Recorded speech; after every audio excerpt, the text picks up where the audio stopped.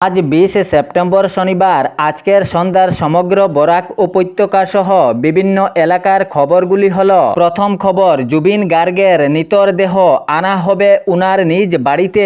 মুখ্যমন্ত্রী জানিয়েছেন প্রথমে দিল্লিতে আনা হবে এবং দিল্লি থেকে এক বিশেষ বিমান করে জুবিন গার্গের মৃতদেহ গুয়াহাটিতে আনা হবে এবং গুয়াহাটি থেকে উনার পরিবারে সমঝানো হবে। তাহার পর সরোজ সাই স্টেডিয়ামে উনার শেষ যাত্রার অন্তিম সংস্কারের শ্রদ্ধা নিবেদন করা হবে। শিল্পী জুবিন গার্গের মৃত্যুর খবর শুনে বরাক উপত্যকা সহ পুরো রাজ্য জুড়ে শোকের ছায়া নেমে এসেছে।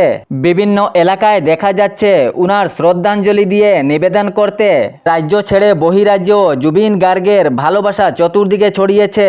মোমবাতি জ্বালিয়ে শ্রদ্ধাঞ্জলি, পুষ্প দিয়ে শ্রদ্ধাঞ্জলি অনেক জায়গায় দেখা যাচ্ছে।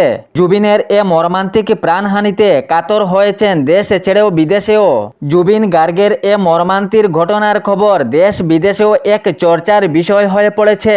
আগরতলা, ত্রিপুরা, ত্রিভূমি, হাইলাকান্দি, কাটলিছড়া সহ অন্যান্য অনেক জায়গায় শিল্পী জুবিন গার্গের আত্মা শান্তির শ্রদ্ধাঞ্জলি নিবেদন করেছেন। খুবই মাতাল পরিস্থিতি হয়ে উঠেছে। জুবিন গার্গের এ মর্মান্তিক ঘটনার পর চতুর্দিকে শোকের ছায়া নেমে এসেছে।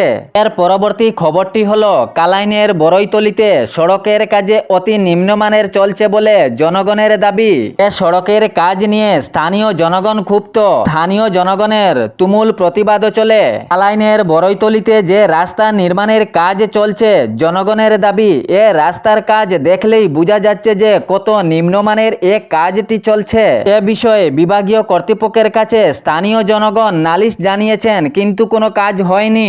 একইভাবে কালাইনের বড়ইতলি সড়কটি নিম্নমানের কাজ চালিয়ে যাচ্ছেন, ঠিকাদারেরও কোনো সাড়া নেই রাস্তার নিম্নমানের কাজের উপর। এ বিষয়ে বিক্ষুব্ধ হয়ে স্থানীয় জনগণ প্রতিবাদ জানান। সার্কেল অফিসারকে স্মারকপত্র প্রেরণ করেছেন স্থানীয় জনগণ। সম্বন্ধে পূর্ত বিভাগকেও নালিশ করা হয়েছে।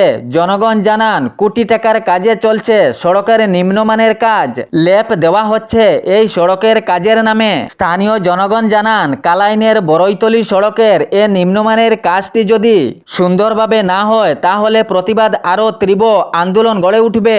এর পরবর্তী খবরটি হলো, শ্রীভূমি শহরের সিভিল হাসপাতাল থেকে বিএসএনএল পর্যন্ত সড়কে যানবাহন চলাচল নিষেধাজ্ঞা জারি করা হয়েছে।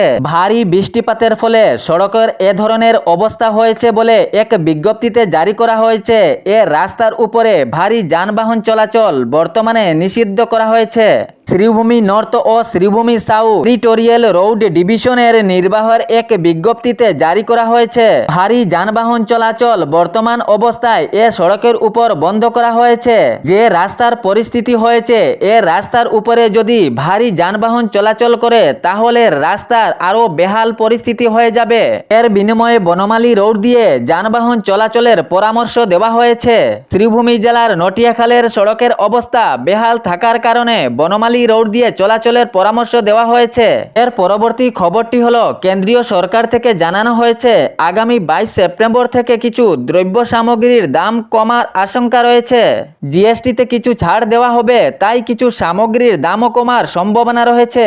কৃষকদের জন্য সুখবর, কৃষকদের ট্র্যাক্টর সহ অনেক মেশিনারি জিনিসেরও দাম কমার সম্ভাবনা রয়েছে। কৃষি মন্ত্রণালয় থেকে জানানো হয়েছে আগামীকাল রবিবার মহালয়ের দিনেই সূর্যগ্রহণ।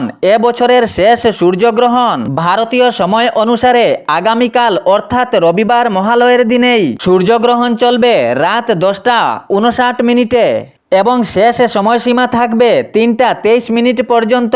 তবে রাত 1:11 সময় সর্বোচ্চ পর্যায়ে থাকবে এ সূর্যগ্রহণ। 4 ঘন্টা 24 মিনিট পর্যন্ত এ সূর্যগ্রহণ থাকবে। তবে ভারতে রাত হওয়ার কারণে এ সূর্যগ্রহণ দেখা যাবে না।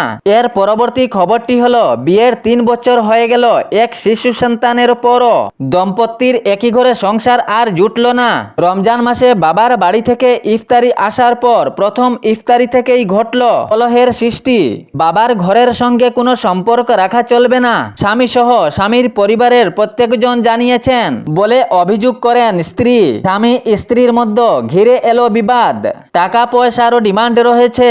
স্বামী ও স্বামীর পরিবারের লোকজন স্ত্রীর কাছে টাকা পয়সারও ডিমান্ড করেন বাবার বাড়ি থেকে টাকা পয়সা আনার জন্য।